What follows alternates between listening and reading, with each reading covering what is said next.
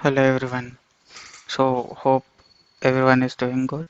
Today I wanted to discuss about a most requested feature by almost most of the users who are using UiPath Test Suite.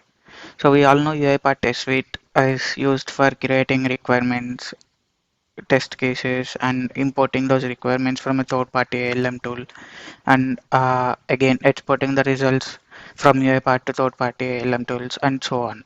So now coming to the feature, we all know that whenever we execute a test set or test case, the test cases are executing in a dynamic way. Like you can't control them to execute like test case 1 first and test case 2 first, or something like that. So it randomly takes, or the UI part decides, or the executor, like whenever we execute a test set, executor randomly decides which test case to execute first, which user doesn't have any control over it. So coming to this feature where we can order the test cases. This feature has been recently introduced by UiPath in mid of March. This is only available in Automation Cloud as of now. So now more about looking into this feature. Let me share my screen. So this feature is nothing but you can set a specific execution sequence for a test cases. Like when you execute a test set or test execution, so you can order those test cases in which order you want. Like for example, you wanted to execute the test case 1 first and test case 2 second, you can do it. Also, you can there is a requirement you wanted to execute a test case 5 first and then test case 3 second, something like that you can order. But this can be done only from test manager at this moment. So now coming to the steps. So first, this can be either you can arrange the test cases within a test set or within a test execution by enabling an execution enforce execution order toggle. This is available inside the test sets. So now let's see this feature in action, like how enforce execution order will help the users to execute the test cases in a sequential order.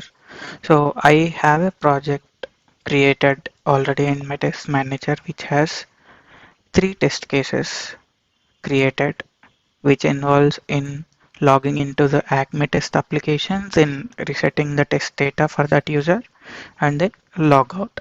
So let's see the test set. So now let's see the feature without enabling the enforce execution order. So when we have a test set, like we have two options, either a static assignment of test cases or dynamic assignment. So the dynamic assignment is nothing but we can provide the different labels which are aligned to those test cases so that it will dynamically arrange the test cases and execute them. So now coming to the static assignment, so you can uh, choose the test cases which needs to be there inside this test set. Now, if you see this configuration for the project, so I have disabled this enforce execution order. Now let's try running this test set once. So, so I have tried triggering this test set. Now let's go to orchestrator and see the test executions. So my test set is triggered. If you see the order, like directly it was triggering the Acme reset test set, resetting the test data. So now as per the design, this test case will fail. Let's wait for the test case to fail.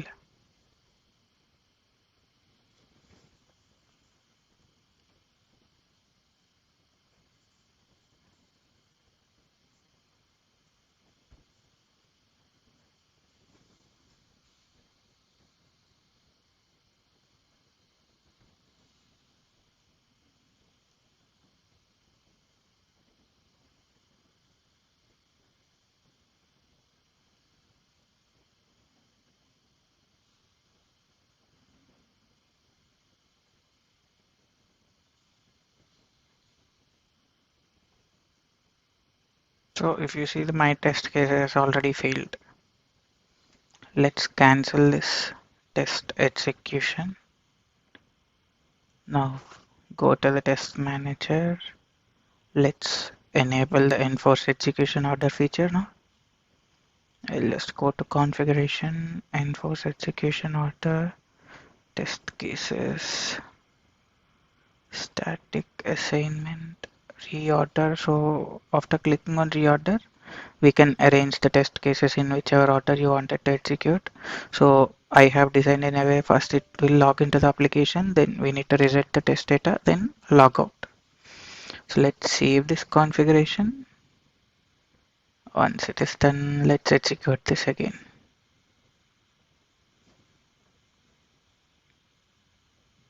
So now it launched the application, it trying to log in.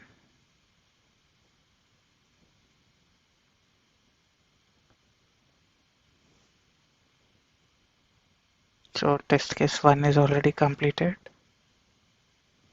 Now it is trying to execute the test case 2, which is nothing but resetting the test data.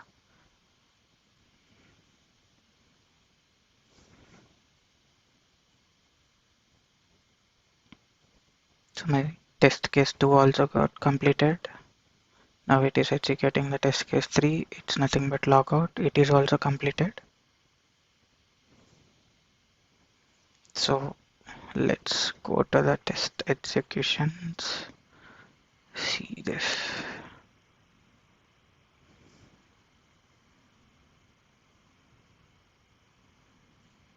Let me refresh this. Yeah.